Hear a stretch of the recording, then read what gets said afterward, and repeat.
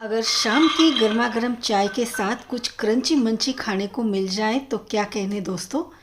तो अगर आपको भी चाय के साथ कुछ क्रिस्पी खाने का मन करता है तो मेथी की इस खस्ता पापड़ी को ज़रूर ट्राई करिएगा।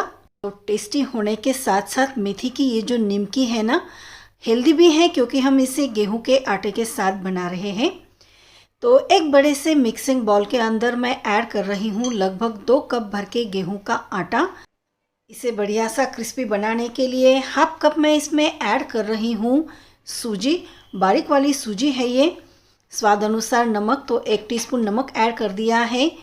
हाफ टी स्पून मैं इसमें काली मिर्च का पाउडर, 1 टीस्पून जीरा और 1 टीस्पून अजवाइन भी ऐड कर दिया है मैंने। देन 1/4 टीस्पून हींग ऐड किया है, इससे बहुत ही बढ़िया सा फ्लेवर आएगा। सभी चीज़ों को रफली मिक्सअप करने के बाद मैं इसमें 2 बड़ी कड़छी भर के देसी घी ऐड कर रही हूँ। आप चाहें तो ऑयल भी यूज़ कर सकते हैं, लेकिन अगर कोई भी खस्ता चीज़ बनाने के लिए उसमें देसी घी का यूज़ होता है तो वो जो चीज़ है ना, बहुत ही ज़्यादा खस्ता बनती है।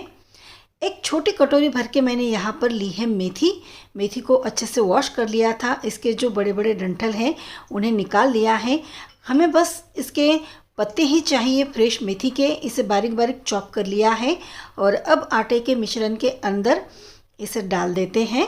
तो सभी चीज़ों को मैंने रफली मिक्सअप किया था, हाथों से अच्छी तरह से इसे मिक्स कर लेती हूँ।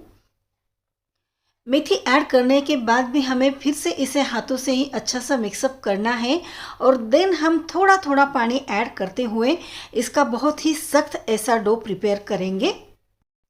अब देखिए, क्योंकि मेथी के अंदर भी काफ़ी मॉइस्चर होता है तो इसके अकॉर्डिंग हमें थोड़ा थोड़ा पानी ही ऐड करते हुए इसका आटा लगाना है। पापड़ी के लिए हमें आटा थोड़ा सा सख्त लगाना है। अगर सॉफ्ट आटा लगता है तो पापड़ी हमारी खस्ता नहीं बनेगी। इसलिए जैसे कि हम पूरी के लिए आटा गूंथते हैं वैसे बिल्कुल वैसे ही आटा हमें यहाँ पर गूंथना है। तो चलिए, पापड़ी या निमकी के लिए अब आटा हमने लगा लिया है। सेट होने के लिए इसे करीबन 10 मिनट तक छोड़ देते हैं। तो ऊपर से थोड़ा सा ऑयल अप्लाई किया है मैंने ताकि इसके ऊपर कोई लेयर ना आ जाए। अब देखिए, 10 मिनट के बाद हमारा आटा बढ़िया सा सेट हो गया है। तो अब हमें इसकी बनानी है पापड़ी। चलिए, आटे को हल्का सा मसल कर चिकना कर लेते हैं और बस अब हमें इसकी 4 लोइयाँ तोड़नी है। तो 4 पार्ट में हम इसे डिवाइड कर लेंगे और एक एक लोई को उठाकर फिर से थोड़ा सा मसलेंगे और मोटी सी एक ऐसी रोटी हमें इसकी बेलनी है। मतलब इसे हमें बहुत ज़्यादा पतला नहीं बेलना है। अब इसे बेलने के लिए ना ही तो ऑयल की ज़रूरत होगी ना आटे की। बहुत ही आसानी से ये जो रोटी है ना, बेलकर तैयार हो जाती हैं।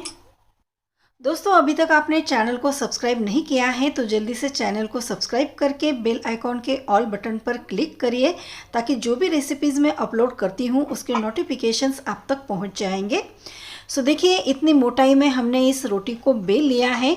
अब फोर्क का यूज़ करके हमें इसे प्रिक करना है, मतलब इसके ऊपर छोटे छोटे छेद करने हैं।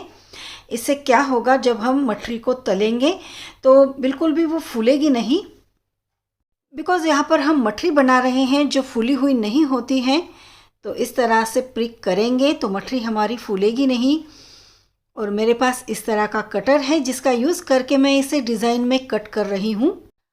अगर आपके पास इस तरह का कोई भी कटर है, किसी भी शेप में है, तो आप मठरी को उसी शेप में के साथ कट कर सकते हैं, या नहीं भी हैं तो सीधा सीधा चाकू से आप इसके स्क्वायर या फिर लंबे लंबे टुकड़े कर सकते हैं। तो मठरी का शेप कुछ मैटर नहीं करता है, जैसे शेप में चाहे वैसे आप इसे कट कर लीजिए। मेरे पास इस तरह का कटर है तो बिल्कुल बिस्किट जैसा मैं इसे कट कर रही हूँ। इससे दिखने में भी ये जो मठरी या पापड़ी है ना, अट्रैक्टिव दिखेगी, तो बच्चे भी बहुत ही जल्दी अट्रैक्ट हो जाते हैं। अब शेप वाली मठरी निकालने के बाद ये जो साइड के किनारे बचते हैं ना, बस इसे फिर से हमें क्या करना है, इकट्ठा कर लेना है और इसकी मठरी बेलकर इसी तरह से तैयार करनी है। अब बचे हुए सभी आटे के साथ हम इसी तरह से सभी मठरियाँ पहले ही तैयार कर लेंगे। बाद में सभी मठरियों को हमें एक साथ तलने में आसानी होगी, तो टाइम भी बचेगा, गैस भी बचेगा। और क्योंकि इसे फ्राई होने में थोड़ा सा ज़्यादा टाइम भी लगता है तो बीच बीच में आप दूसरे काम भी कर सकते हैं। तो चलिए, चैनल को अब तक आपने सब्सक्राइब कर ही लिया होगा। लगे हाथ इस रेसिपी के लिए एक लाइक और एक प्यारा सा कमेंट भी कर दीजिए, क्योंकि मुझे आपके कमेंट्स का इंतज़ार रहता है। दोस्तों, आप जब भी कोई कमेंट करते हैं तो मुझे बहुत ही खुशी होती है आपके कमेंट्स पढ़ने में। चलिए, अब इस तरह से हमने सभी मठरी, पापड़ी या फिर निमकी, आप जो भी इसे कहें, तैयार कर ली है। ऑयल भी गर्म हो गया है, तो अब हमें इन मठरियों को कढ़ाई में एट ए टाइम जितनी आएंगी उतने ऑयल में डालते जाएंगे और इन्हें हमें हल्के से ब्राउन कलर पर फ्राई करना है।